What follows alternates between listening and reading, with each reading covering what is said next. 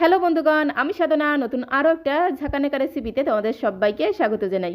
আজকে আমি তোমাদের সাথে ফুলকপি মুসুর ডালের এমন একটা রেসিপি শেয়ার করব যার কাছে মাছ মাংস সব ফেল হয়ে যাবে, খেতে এতটাই টেস্টি হয়। আর একবার বানিয়ে খেলে এর স্বাদ মুখে লেগে থাকবে সারা জীবন।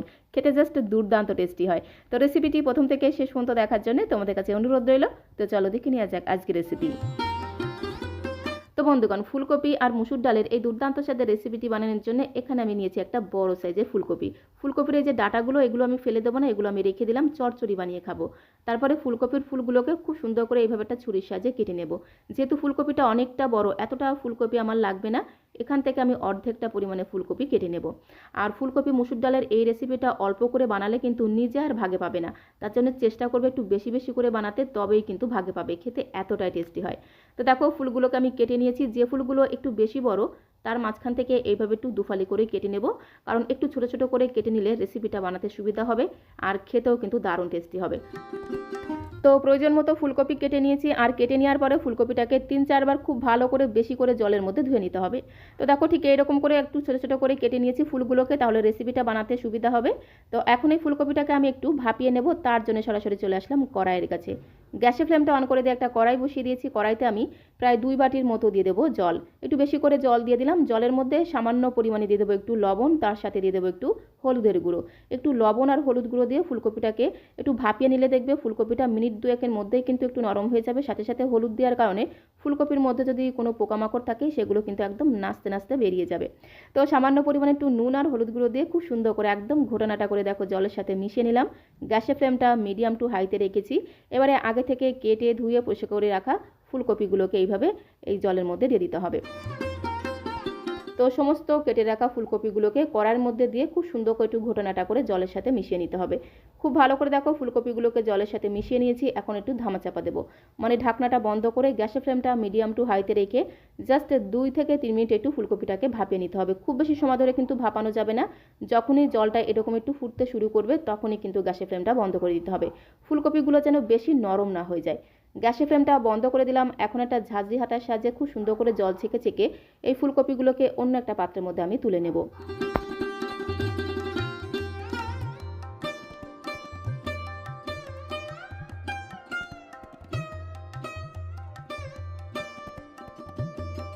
তো সমস্ত ফুলকপিগুলোকে দেখো খুব সুন্দর করে জল ছেঁকে ছেঁকে একটা পাত্রের মধ্যে আমি তুলে নিয়েছি। একটা ফুলকপি তোমাদের চেপে দেখিয়ে দিচ্ছি। দেখো, ফুলকপিগুলো কিন্তু খুব বেশি নরম হয়নি, একদমই কিন্তু হালকা নরম হয়েছে।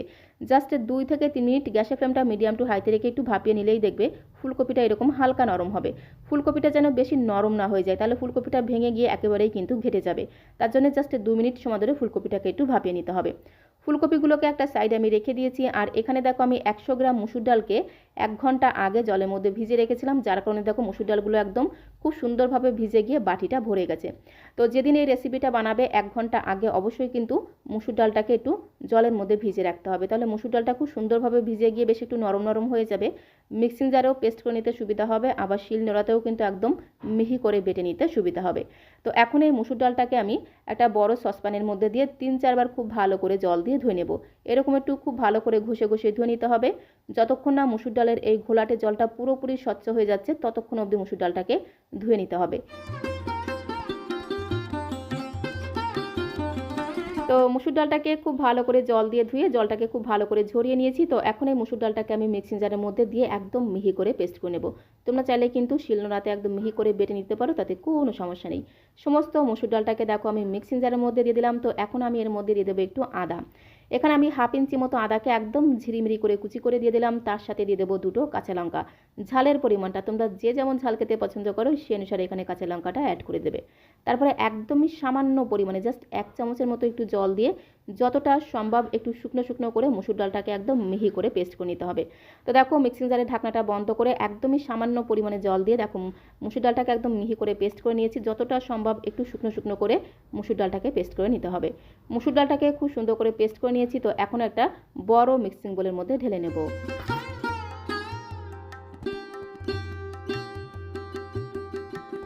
তো সমস্ত মুসুর ডালের পেস্টটাকে দেখো একটা মিক্সিং বোলের মধ্যে আমি ঢেলে নিয়েছি। আর মুসুর ডালটাকে ঠিক এইরকম করে একদম মিহি করে পেস্ট করে নিতে হবে। তো এখন এই মুসুর ডালের পেস্টের মধ্যে আমি রেগুলার কিছু গুঁড়ো মশলা অ্যাড করব। প্রথমেই দিয়ে দিলাম স্বাদ মতো লবণ, পরিমাণ মতো দিয়ে দেবো একটু হলুদের গুঁড়ো আর খুব সুন্দর একটা রং বা কালারের জন্য এর মধ্যে দিয়ে দেবে একটু কাশ্মীরি লাল লঙ্কার গুঁড়ো। তবে তোমরা যারা ঝাল লঙ্কার গুঁড়ো খেতে পছন্দ করো অবশ্যই ঝাল লঙ্কার গুঁড়ো দিতে পারো, তাতে কোনো সমস্যা নেই। তার সাথে দিয়ে দিলাম হাফ চামচ ধনিয়া গুঁড়ো আর আমি এর মধ্যে দিয়ে দেবো হাফ চামচ জিরের গুঁড়ো। তারপর এর মধ্যে যেটা দিতে হবে সেটা হচ্ছে চিকেন মশলা। তো 1 চামচ ভর্তি করে আমি দিয়ে দিলাম চিকেন মশলা। চিকেন মশলার পরিমাণটা তোমরা আরও বাড়িয়ে দিতে পারো। তো অবশ্যই কিন্তু চিকেন মশলা দিতে হবে, তাহলে স্বাদ আর গন্ধ দ্বিগুণ বেড়ে যাবে। এর সাথে তোমরা চাইলে কিন্তু একটু গরম মশলাও দিতে পারো। হাফ চামচের মতো গরম মশলা হাতের কাছে যদি থাকে অবশ্যই দিতে পারো, এতে স্বাদ আর গন্ধ আরও দ্বিগুণ বেড়ে যাবে।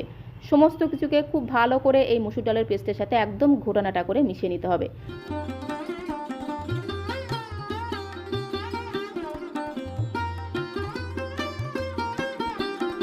তো সমস্ত গুঁড়ো মশলাটা মসুর ডালের পেস্টের সাথে খুব ভালো করে মিশিয়ে নিলাম।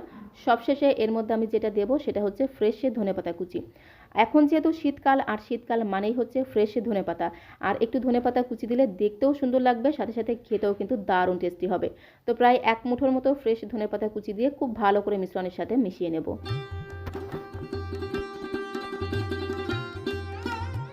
তো ধনেপাতা কুচি দিয়ে খুব সুন্দর করে দেখো ব্যাটারের সাথে মিশিয়ে নিলাম। আর ব্যাটারের ঘনত্বটা তোমরা দেখেই বুঝতে পারছো, ঠিক এইরকম একটা গাঢ় ঘনত্বের ব্যাটার আমাদের তৈরি করতে হবে। ব্যাটারটা যেন বেশি পাতলা না হয়ে যায়। তো ব্যাটারটাকে একটা সাইডে আমি রেখে দিলাম। তারপরে সরাসরি চলে আসলাম কড়াইয়ের কাছে। গ্যাসের ফ্লেমটা অন করে দিয়ে একটা কড়াই বসিয়ে দিয়েছি। কড়াইয়ের মধ্যে বেশ অনেকটা পরিমাণে দিয়ে দিলাম রিফাইন্ড অয়েল, মানে সাদা তেল।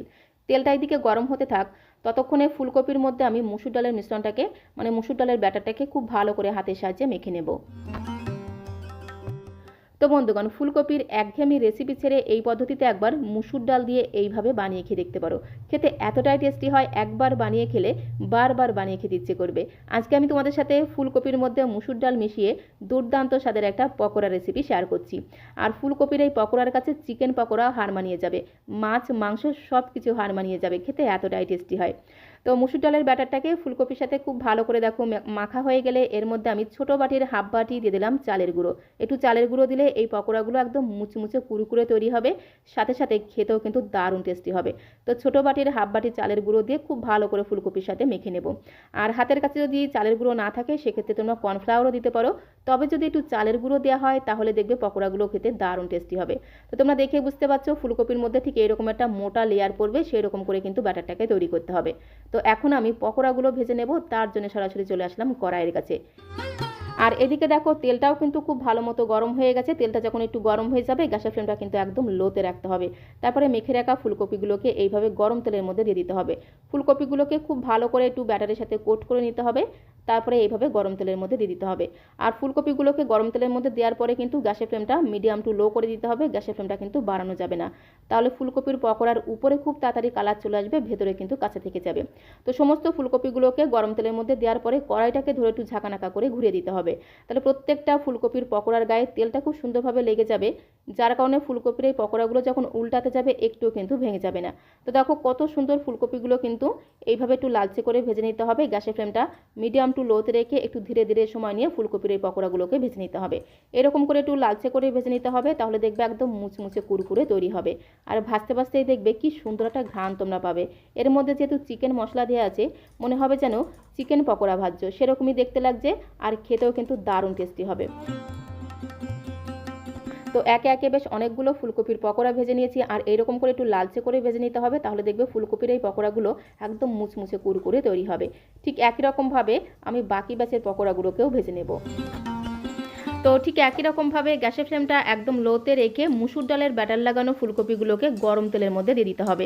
তারপরে কড়াইটাকে ধরে একটু ঝাঁকানাকা করে দিতে হবে, যাতে তেলটা সমস্ত পকোড়ার গায়ে খুব সুন্দরভাবে লেগে যায়, তাহলে উল্টানোর সময় কিন্তু একটুও ভেঙে যাবে না।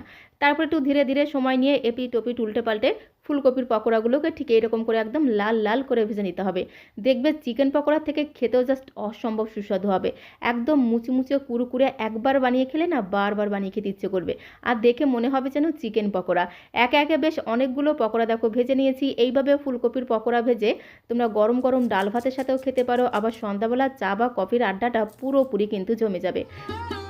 বাড়িতে যদি হঠাৎ করে কোনো অতিথি আসে, চা বা কফির সাথে যদি এইভাবে ফুলকপির পকোড়া বানিয়ে সার্ভ করো, পকোড়া খেয়ে কিন্তু তোমার কাছে রেসিপি জানতে চাইবে, এটা আমি নিশ্চিন্তে বলতে পারি। একটি পকোড়া তোমাদের ভেঙে দেখিয়ে দিলাম, আর এর সাথে থাকে যদি টমেটো সস, তাহলে তো পুরোপুরি জমে যাবে। তো আজকের এই ফুলকপি আর মুসুর ডালের পকোড়ার রেসিপিটা তোমাদের কাছে কেমন লাগলো অবশ্যই কমেন্ট বক্সে লিখে জানিও। ভালো লাগলে একটা লাইক আর শেয়ার করে দেওয়ার অনুরোধ রইল। নতুন বন্ধু হয়ে থাকলে চ্যানেলটিকে সাবস্ক্রাইব করে দিয়ে পাশে থাকার অনুরোধ রইল। সবাইকে অসংখ্য ধন্যবাদ।